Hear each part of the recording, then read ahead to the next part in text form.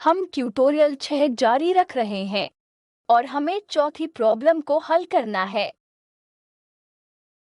इसलिए 3 डायमेंशन में एक कूलम पोटेंशियल में एक पार्टिकल को कंसीडर करें। इसलिए पोटेंशियल एक कूलम पोटेंशियल है और आपको एंगुलर मोमेंटम ऑपरेटर Li और हैमिल्टनियन के कम्यूटेटिव ब्रैकेट को इवैल्यूएट करना होगा। तो यहाँ हैमिल्टनियन होगा, हमारे पास kinetic term plus Coulomb potential term होगा। तो चलिए इसके साथ शुरू करते हैं। हमें हैमिल्टनियन के साथ कोणीय गति प्राप्त करनी होगी। तो हैमिल्टनियन के लिए एक्सप्रेशन यह सवाल है। हमने इस तरह के प्रश्न को इवैल्यूएट किया है, लेकिन हैमिल्टनियन जो अलग था वह पोटेंशियल टर्म अलग था। तो यहाँ Hamiltonian p square upon 2m है, यह काइनेटिक पार्ट है। अब पोटेंशियल कूलम पोटेंशियल है, इसलिए आपके पास एक q square upon 4 pi epsilon है, न कि x square plus y square plus z square का स्क्वायर रूट। ठीक है, और यह p स्क्वायर जब मैं स्पष्ट रूप से लिखती हूं तो px square plus py square plus pz square ठीक है। इसलिए हम Lx को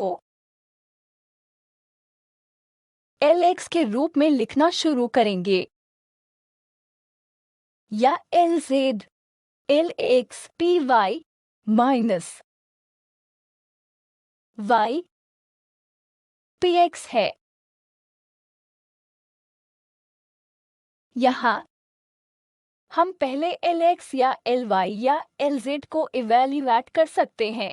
तो पहला टर्म पहले यह है कि हम हैमिल्टनियन पर xpy को इवैल्यूएट करते हैं। यह टर्म हमें x py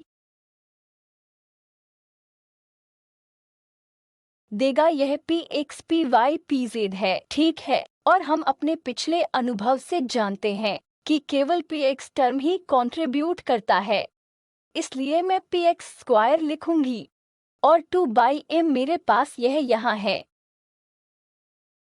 और सेकंड टर्म के लिए हमारे पास plus q square upon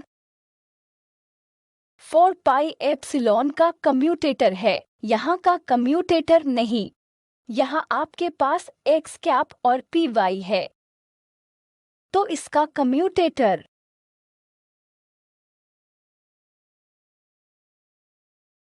y square plus z square का 1 स्क्वायर रूट होगा। इसलिए यह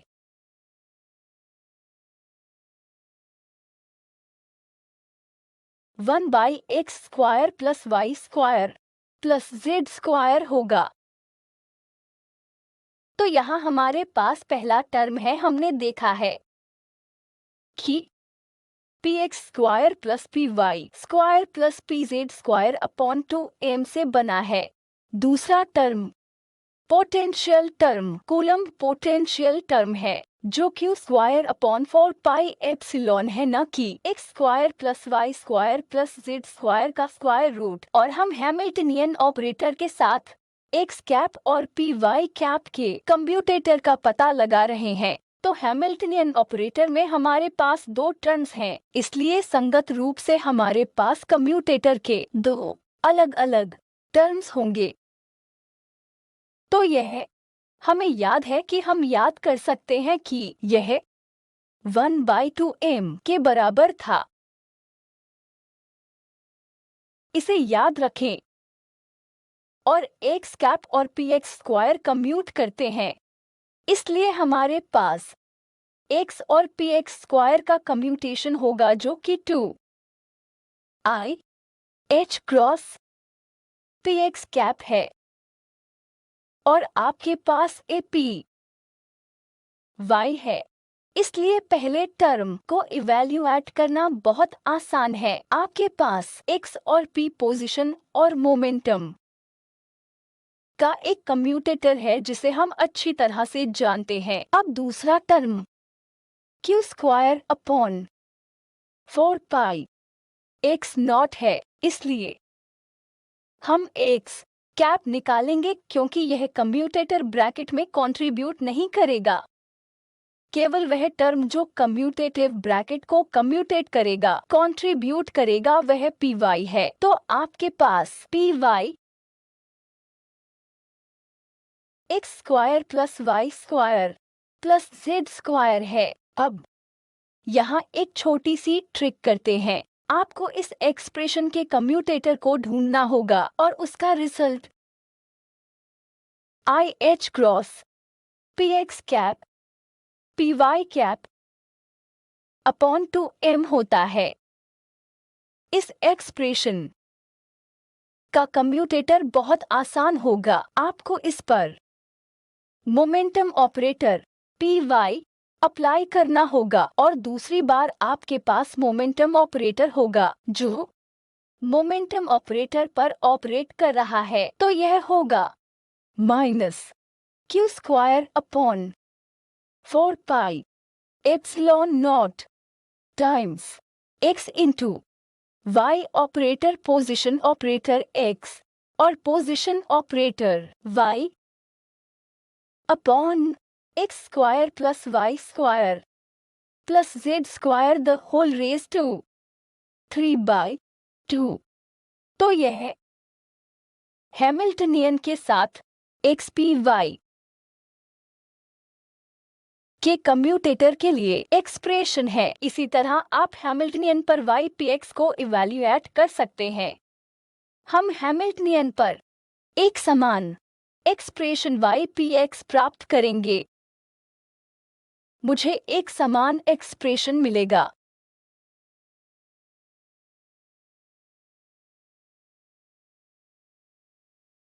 minus q square upon 4 pi epsilon nought x cap y cap upon x square plus Y square plus Z square whole raise to 3/2। ठीक है, इसलिए इस expression को हम एल जेड पार्ट के लिए प्राप्त करते हैं, इसलिए एल जेड ठीक है, वह एंगुलर मोमेंटम है जेड दिशा के साथ, ठीक 0 होगा। इसी तरह आप एल एक्स एल वाई और एल वाई कम्यूटेटर के एल एक्स के कम्यूटेटर के लिए h के साथ 0 प्राप्त कर सकते हैं। इसलिए हमें दूसरे पार्ट में भी करना है अधिकतम या अधिकतम कंपैटिबल सेट की सूची क्या है। तो आप जो सोच सकते हैं वह एक और चीज है जिससे आप जानने में मदद कर सकते हैं। या आपने देखा है कि एल स्क्वायर के साथ एल जेड का कम्यूटेटर 0 है, इसलिए और आप इस संबंध I H cross L Z को भी जानते हैं। सामान्य रूप से यह L I L J I H cross epsilon I J K L के है। यह एक्सप्रेशन आप जानते हैं कि जब आप एक साइक्लिक रोटेशन करते हैं तो आपके 3 कम्यूटेशन रिलेशंस होंगे जिसके परिणाम स्वरूप Lx, Ly या Lz होगा। तो ये सब सही है। मैं इसलिए लिख रही हूँ क्योंकि हम ऑपरेटरों के मैक्सिमल कंपैटिबल सेट को पता करना चाहती हूँ। इसलिए चूंकि Lz और L स्क्वायर कम्यूट करते हैं, वे एक साथ एक आइगन बना सकते हैं। इसी तरह यहाँ आपने देखा है कि ये Lz और हैमिल्टनियन ऑपरेटर कम्यूट करते हैं, इसलिए वे एक साथ आइगन बना सकते हैं। हालांकि Lx और Ly या इनमें से कोई भी Li और Lj वे कम्यूट नहीं करते हैं।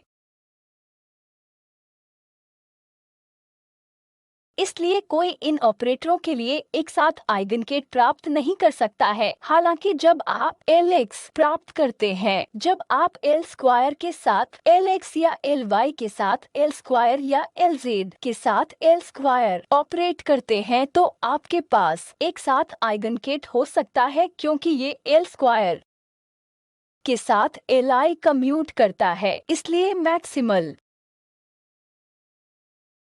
कंपैटिबल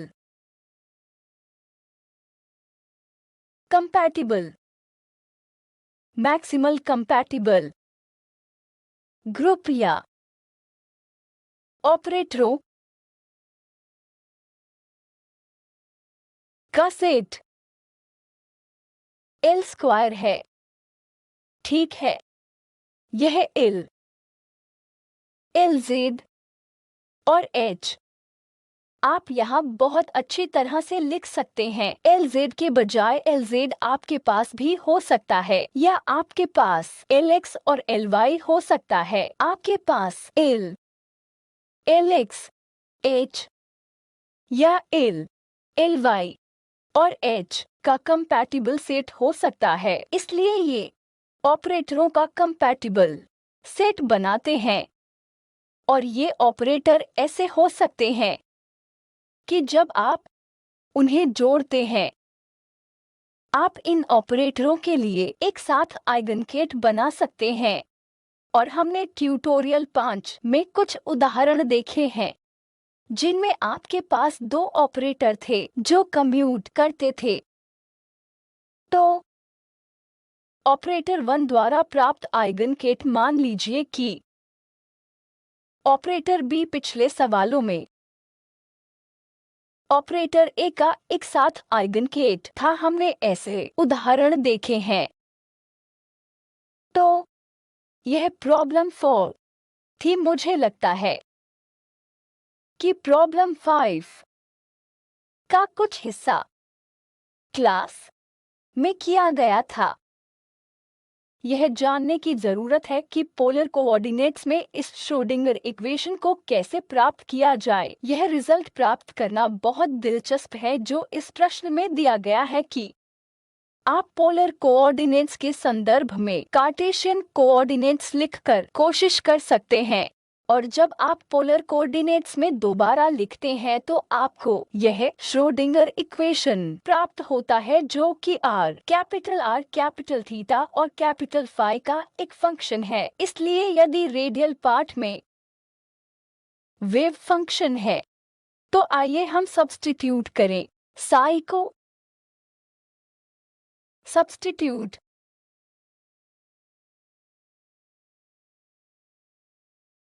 करते हैं, हमें E raise to minus R by A के रूप में R थीटा और फाई दिए गए हैं। यह इसके साथ दिया गया है। हम मान लेंगे कि L 0 है। तो आइए हम सिंप्लीफाई करते हैं कि L 0 है, इसलिए जब L 0 है n मान 0 से 1 तक जा सकता है। इसलिए n हम मानते हैं कि n 1 के बराबर है। ठीक है, और अब हमें इस गामा फंक्शन इंटीग्रल की भी आवश्यकता होगी।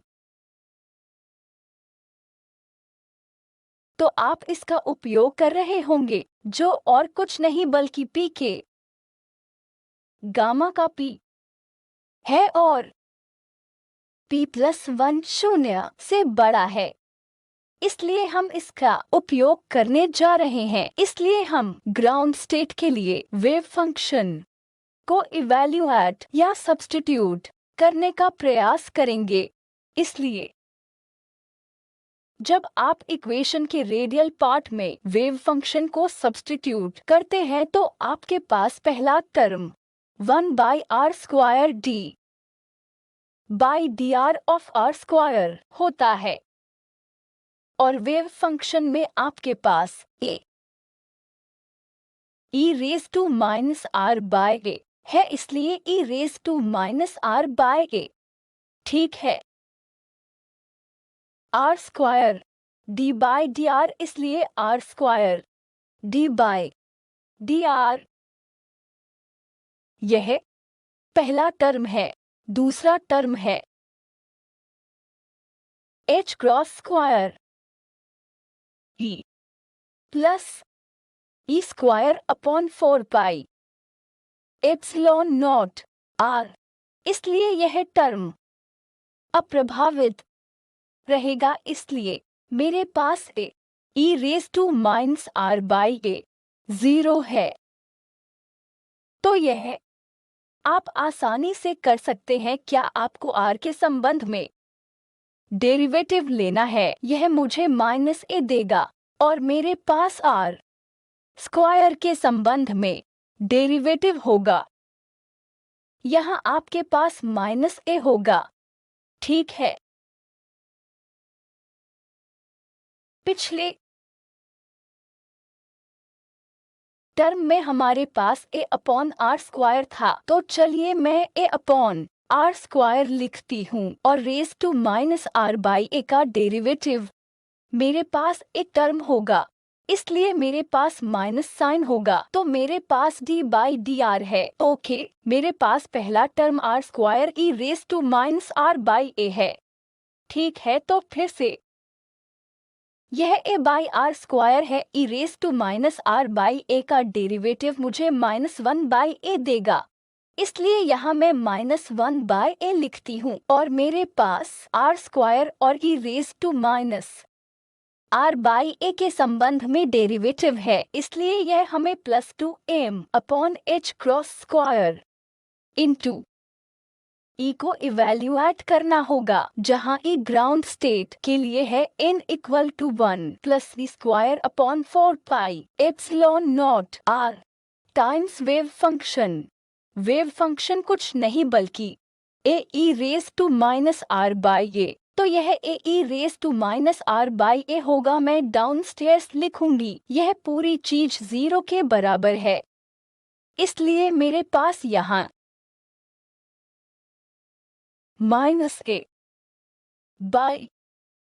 -a/r² है। इस i के डेरिवेटिव में 2 टर्म्स होंगे, इसलिए मेरे पास यहाँ 2r है। मेरे पास e⁻⁻r -r² times e⁻⁻r plus 2m/h² होगा। यह टर्म ऐसे ही रहेगा, यह नीचे आ जाएगा क्योंकि ऑपरेट करने के लिए कुछ भी नहीं है। यह e+e²/4π epsilon not r times the wave function e⁻⁻r जो है 0 है। अब अगले चरण में हम वास्तव में इन वेव फंक्शन को बाहर ले जा सकते हैं, इसलिए मेरे पास a है, मुझे a को बाहर निकालना है, इसलिए मेरे पास 2 - 2/r first term times a होगा। तो अगला टर्म +1/a² होगा, क्योंकि r² कैंसिल हो जाएगा, इसलिए मेरे पास पहले टर्म के पहले 2 टर्म्स होंगे प्लस मेरे पास 2m/h² e = 1 plus v square upon 4 pi nought r times wave function होगा। तो यह पूरी मात्रा 0 के बराबर है।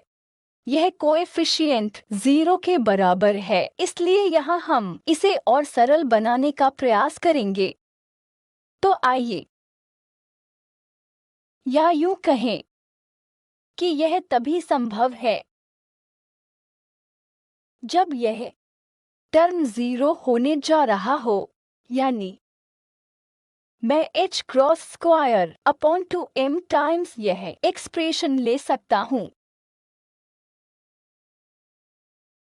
यह 0 हो जाती है, यह एक्सप्रेशन टाइम्स यह पार्ट, ठीक है। इसलिए जब आप इसे सिंप्लीफाई करते हैं, यदि और केवल यदि a है, ठीक है, यदि और केवल यदि a 4 पाई एप्सिलॉन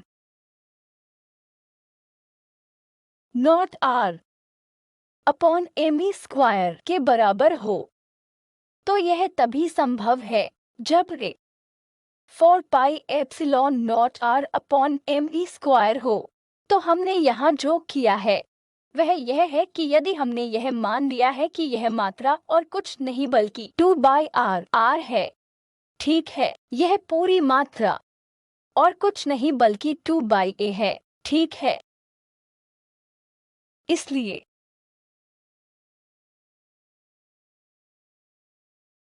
हमें एक ई नॉट के संदर्भ में संबंध मिल गया है, ठीक है। तो हमने यहाँ जो मान लिया है वह यह है कि यह मात्रा इस टर्म के बराबर है, ठीक है। तो इसके साथ हमारे पास एक 4 pi epsilon nought upon r upon m e square है। इसलिए इससे यदि हम ए को सब्स्टिट्यूट करते हैं तो हम एनर्जी की वैल्यू ग्राउंड स्टेट एनर्जी प्राप्त करने में सक्षम होंगे। इसलिए हमें सब्स्टिट्यूट करना होगा।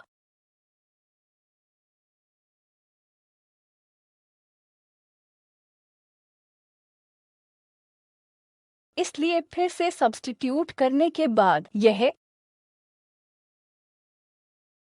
और कुछ नहीं बल्कि बोर त्रिज्या है,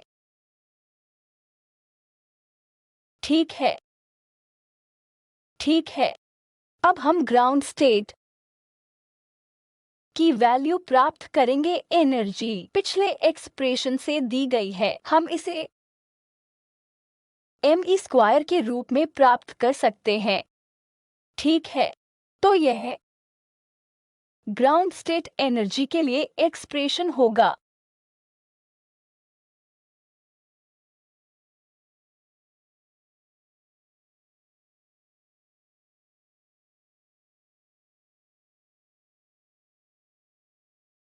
ठीक है, अब हमने ग्राउंड स्टेट एनर्जी प्राप्त कर ली है, हमने स्मॉल ए की वैल्यू प्राप्त कर ली है, हमें कैपिटल ए की वैल्यू प्राप्त करना है। इसलिए कैपिटल ए जिसे हम नॉर्मलाइजेशन फैक्टर कैपिटल ए लेकर प्राप्त कर सकते हैं।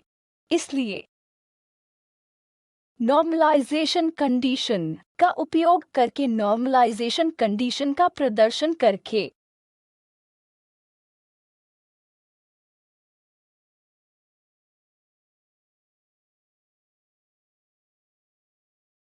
जो आर थीटा और फाई पर इंटीग्रल है, इसलिए आर थीटा और फाई आर 0 से इन्फिनिटी तक जाता है, थीटा 0 से पाई तक जाता है और फाई 0 से 2 पाई तक जाता है। इसलिए जब आप आर थीटा और फाई को इंटीग्रेट करते हैं जो कि साई स्क्वायर आर थीटा और फाई है, ठीक है, यह psi square r square sine theta d theta d phi है और आपके पास एक डी आर भी है, ठीक है। यह 1 के बराबर होना चाहिए ताकि हम जान सके कि हमें दिए गए वेव फंक्शन की वैल्यू क्या है जो ए स्क्वायर एक्सपोनेंट है। इसलिए सरलीकरण पर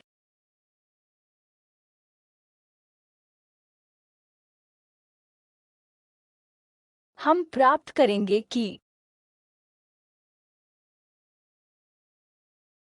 हम कैपिटल ए की वैल्यू क्या प्राप्त करते हैं, क्योंकि इससे आप जांच सकते हैं यह मुश्किल नहीं है और मैंने आपको हिंट दी है कि आप केवल साई स्क्वायर के लिए सब्स्टिट्यूट करेंगे जो कि ये square e raise to minus 2a to r upon a और फिर आप r स्क्वायर पर इंटीग्रेट करते हैं साइन थीटा डी थीटा पर इंटीग्रल आपको 4 पाई देगा, तो यह इंटीग्रल आपको 4 पाई देगा और शेष integral r square e raise to minus 2r upon a है और आपको गामा फंक्शन का उपयोग करना होगा। यह a को इस तरह सिंप्लीफाई करेगा, इसलिए प्लीज इसे चेक करें। यह एक सरल इंटीग्रेशन है और अगले भाग में हमें मीन डिस्टेंस का पता लगाने के लिए कहा जाता है, इसलिए यह बी पार्ट फिर से पता लगाना है। बी पार्ट में आपको मीन डिस्टेंस पता करनी है, तो मीन डिस्टेंस वह औसत है जिसे आप आसानी से कर सकते हैं psi square psi star r psi. बहुत ही सरल एक्सप्रेशन है। तो यह 4 पाई स्क्वायर 0 से इन्फिनिटी तक होगा जब आप साई स्टार आर साई लेते हैं, तो आपको आर क्यूब भी raise to minus 2r upon a प्राप्त होता है जो इंटू डी आर है, जो और कुछ नहीं बल्कि 3/2 टाइम्स a है। तो यह मीन डिस्टेंस है। तो मीन डिस्टेंस वह है जिसे आपको इवैल्यूएट करना है। रूट मीन डिस्टेंस और सबसे संभावित डिस्टेंस ये 3 मात्राएं हैं जिन्हें आपको न्यूक्लियस में इलेक्ट्रॉन के लिए इवैल्यूएट करना है ग्राउंड स्टेट के साथ। तो यह मीन डिस्टेंस थी, यह मीन डिस्टेंस है,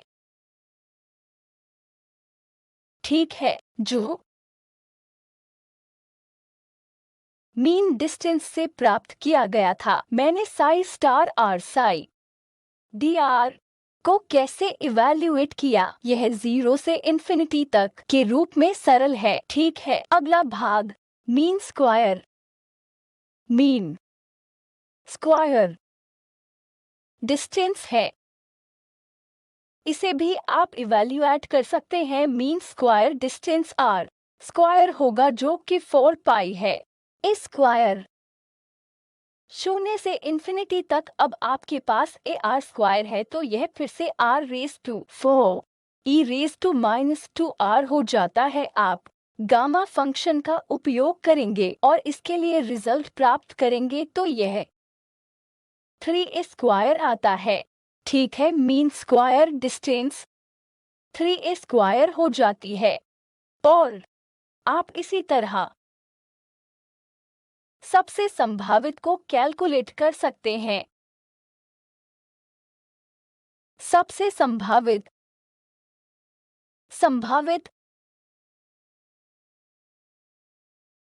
डिस्टेंस है। हमें जो करना है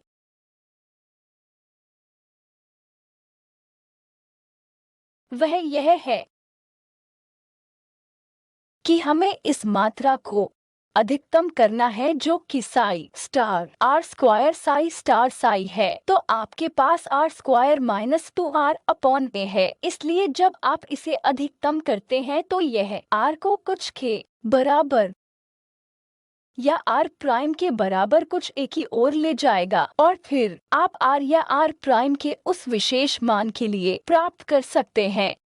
हमारे पास सबसे संभावित डिस्टेंस होगी, इसलिए सबसे संभावित डिस्टेंस, आइए हम इसे कुछ r प्राइम मान लेते हैं ताकि r प्राइम इस मात्रा को अधिकतम करके दिया जा सके।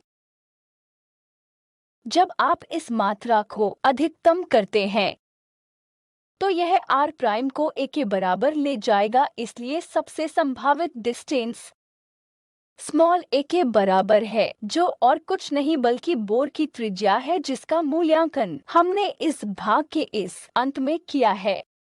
हमें तीसरे भाग में असल में आपको आर